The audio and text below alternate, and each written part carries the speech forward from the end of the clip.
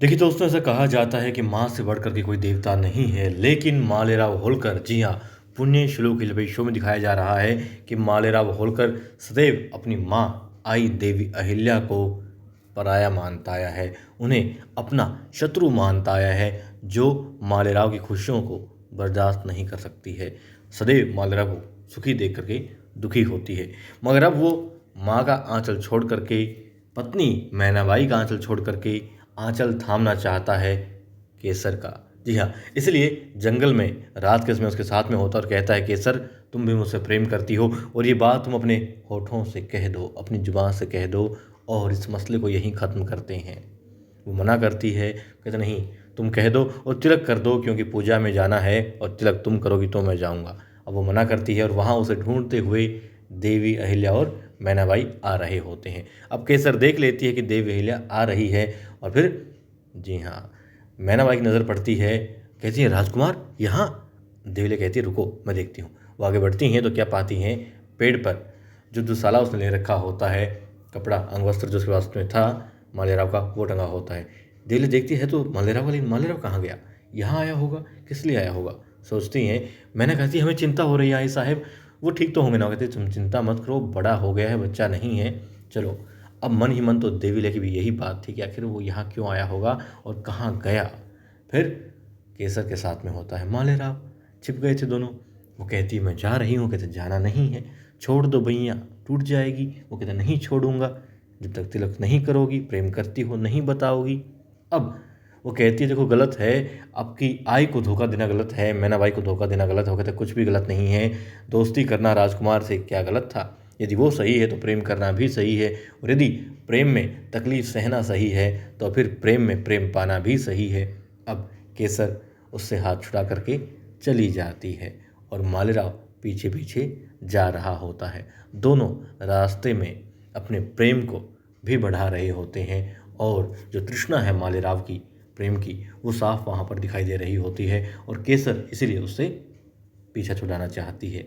और वहाँ दिखाते हैं देवी अहिल्या मन ही मन पूजा करते करते यही कर रही थी कि मालेराव कहाँ हो तुम, कहाँ हो तुम, ठीक तो हो ना, जल्दी आओ बेटा। और मैनाबाई अपने पति राजकुमार मालेराव को पुकार रही होती मन ही मन कि राजकुमार जी जल्दी आ जाओ, आखिर क्या गलती हो गई है मैना से, आपकी इस मैना से क्या गलती हो गई है जो उसे इतनी बड़ी सज़ा दे रहे हैं, जो उससे दूर दूर रहते हैं।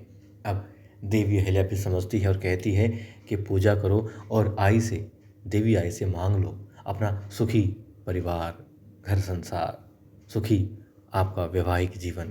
वो आगे बढ़ती है और आरती करते हुए यही दुआ करती है, मगर अब उसे विघ्न महसूस होता है, क्योंकि जी हाँ, मालेराव तो केसर के घर में, केसर के पास होता है और कहता है, कह दो तुम मुझसे प्रेम करती हो। कहती नहीं करती हूँ तुमसे प्रेम, राजकुमारी चले जाइए यहाँ से। फिर वो कहता है, यदि साफ साफ अपने शब्दों में कह दोगी मुझे कि प्रेम करती हो तो ठीक है, और यदि कहती हो कि नहीं करती हो तो बता दो, मैं चला जाऊँगा इसी वक्त। अब केसर बेचारी एक तरफ चली जाती है, जहाँ मूर्त उसने बनाई थी मालेराव की, वहाँ खड़ी होकर के कहती है कि हाँ, नहीं करती हूँ मैं आपसे प्रेम, नहीं करती हूँ प्यार, चले जाइए यहाँ से। अब देखती है खून टपक रहा होता है हाथ से और दौड़ती है, और फिर जो अपने प्रेम मालेराव के प्रति उसकी आस्था थी, उसकी चिंता थी, पीड़ा थी, वो दिखाती है और थाल लेकर के आती है, हल्दी लगाती है, लेप लगाती है, राजकुमार जी शुक्र है आपको कुछ हुआ तो नहीं, पट्टी बांधती है। और फिर जी हाँ, शायद हल्दी वाला पानी था, क्या था, कौन सी औषधि थी, उसके हाथ पर डालती है और वहाँ बूंदें गिरती हैं पानी की दिए पे, जिसमें आरती कर रही थी मैनाबाई।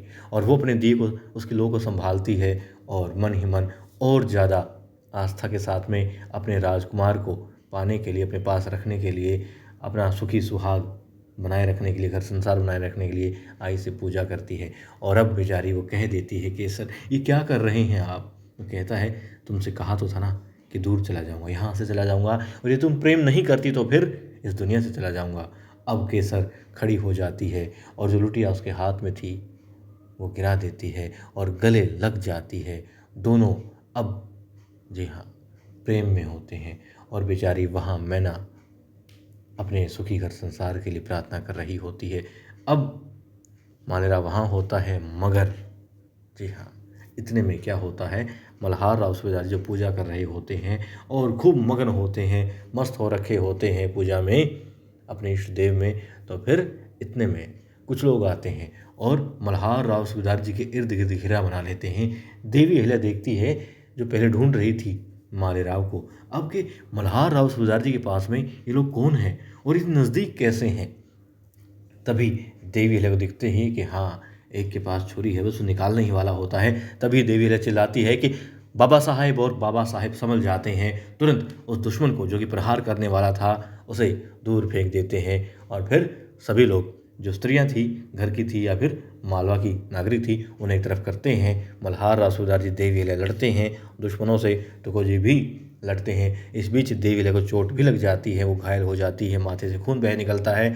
मगर फिर देवी अहिल्या, क्योंकि सब नियत्थे थे, पूजा में थे, वो त्रिशूल ले लेती हैं जो कि माता का था वहाँ पर, और उससे फिर देवी अहिल्या जी हाँ माँ चंडी का रूप धारण करती है और दुश्मनों को खूब मारती है, भगा देती हैं। और फिर एक का पीछा करते करते, जी हाँ, पहली मर्तबा हमने देखा कि पीछा कर रहे थे वो और सफलता प्राप्त कर लेते हैं उसे पकड़ने में। तुकोजी आते हैं बंदर की तरह एक पेड़ की डाल से लटकते हुए और मारते हैं, लात गिरा देते हैं उसके दूसरी तरफ। और फिर देवी अहिल्या उसके ऊपर आ जाती हैं। तलवार तो नहीं थी पास में, मगर त्रिशूल था, गर्दन पे लगा लेती हैं और कहती हैं, बताओ किसने भेजा है तुम्हें। वो बताता है, मारिएगा मत रानी साहिबा, मारिएगा मत छोटी रानी, मारिएगा मत, मुझे तो श्रीमंत राघवा ने भेजा है, बस आदेश की पालना कर रहे थे।